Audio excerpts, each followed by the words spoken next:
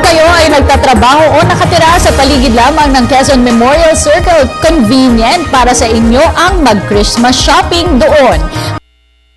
May kainan at syempre, pasyalan. Ang detalye sa ulat ni Bernard Tan. Ilang tulog na lang Pasko na, kaya parang mga kabuting nagsulputan muli ang mga Christmas night markets.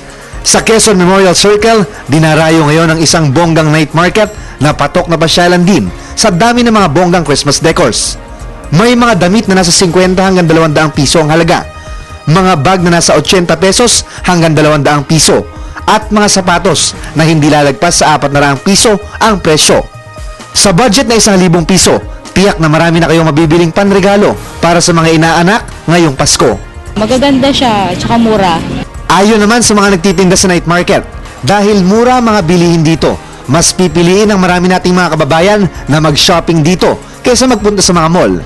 Dagdag pa rito na masarap mamasyal sa Quezon Memorial Circle dahil libre ang entrance at maganda ang tanawin, dala ng mga makukulay na Christmas lights. Inaanihan po namin ang lahat ng mga gustong pumunta dito sa Circle, Quezon City. Marami pong mabibili dito na talaga napakamura. Kung tutusin, murang-mura na ang mga bilihin dito sa Tianggian sa Circle, pero ayon sa mga tindero dito, kung maramihan ang inyong bibilihin, maaari pa kayong makakuha ng tawad at mas malaking diskwento. Halimbawa, bumibili ng 3 piraso, yung 150, pwedeng 120 na lang, ganun. Hanggang sa 5 ng Enero sa susunod na taon magtatagal ang Christmas night market sa Circle, kaya isama nyo na ang pamilya at mag-shopping na.